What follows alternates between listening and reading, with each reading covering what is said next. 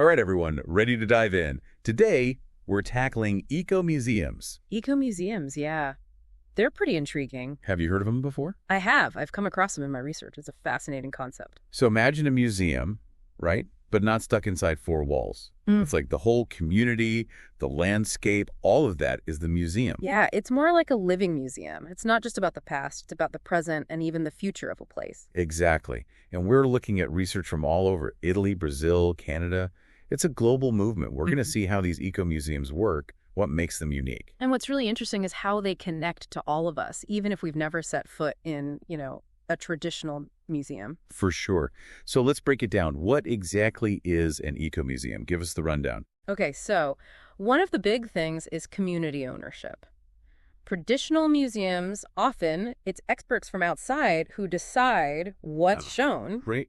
They curate it, yeah. Eco-museums, it's the community, the locals, they're the ones driving it. It reflects their values, their stories. It's more like instead of being told what their history is, it's them getting to say, this is our history, this is how we see it. Exactly. Like there's this great example, the open-air museum in Anghiera, Italy.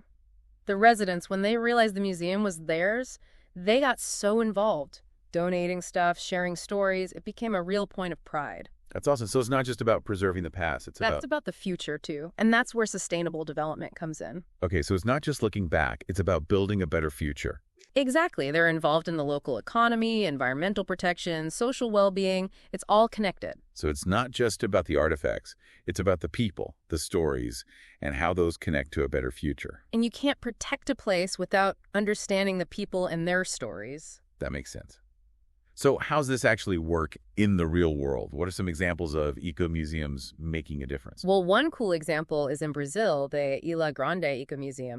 They're really big on advocating for indigenous rights, protecting the environment. Wow, so they're tackling some big issues. Yeah. They see cultural heritage, social justice, environmental well-being. It's all intertwined. It's like challenging the whole idea of what a museum is. It's not just collecting things. It's about empowering these communities. Absolutely. And get this ties into the UN's Sustainable Development Goals. Really? The SDGs. Okay, I'm interested. How do local museums play into global goals like that? So for one, this emphasis on local knowledge, community involvement, that's SDG 17 right there, partnerships for the goals. Elaboration, yeah. Yeah. Working with the community, not just for them. Right. And then a lot of eco-museums, they're all about promoting sustainable practices, like some are reviving old school farming techniques. Oh, interesting. So they're more eco-friendly. More eco-friendly, help biodiversity, boost the local economy. This all ties into SDG 15, life on land. Wow, they're thinking long-term. Sure. Cultural heritage, environment, economy, it's all connected. Exactly. And that's a big theme we see over and over. It's not about keeping the past locked away. It's about using it to build a better future. Right. And that's not always easy. There are challenges. Okay, yeah, what are some of the hurdles these eco-museums are facing?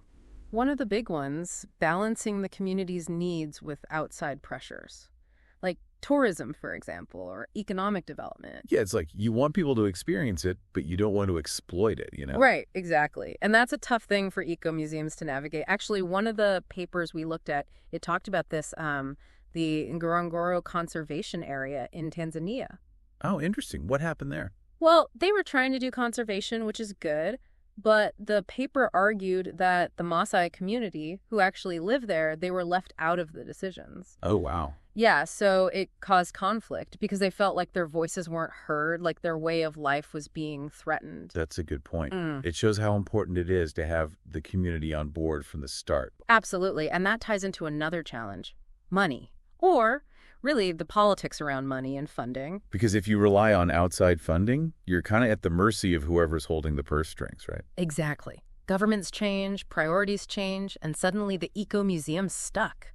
It's hard to stay true to your mission when you're worried about keeping the lights on. And speaking of staying true, one of the articles used a really strong word, heresy.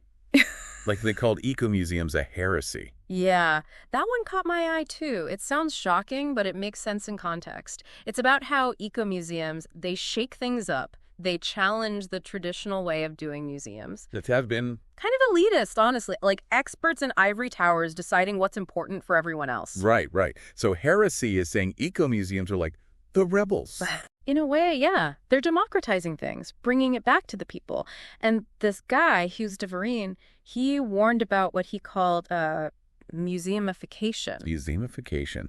That sounds almost like a bad thing, even though museums are supposed to be good. It can be bad if it means eco-museums lose sight of what makes them special. They get so caught up in collecting stuff, having exhibits, they forget about the community, the sustainability. So it's like that balance again, past and future. Yeah, and not just any future, a better one. The power isn't just in what you show, but how it connects to people's lives now and what it helps them build for later. This is really making me think differently about museums. It's inspiring, but also, like you said, there are those challenges. So what can people do? If we like this idea, how do we support it? That's the big question, right? I think, first off, awareness. A lot of folks have no clue ecomuseums even exist. So spread the word. Tell your friends. Exactly. Once people know about them, they can start to get involved. Volunteer, donate, even just visit the ones nearby. And probably like supporting policies that help them out, right? But- Funding, legal stuff, that kind of thing. For sure. Every little bit helps. But even beyond that, I think it's about living those ecomuseum values ourselves. You mean like community stuff, caring about the environment, social justice? All of that. It's bigger than just museums. It's about a better world. And speaking of which, that reminds me, ecomuseums and technology.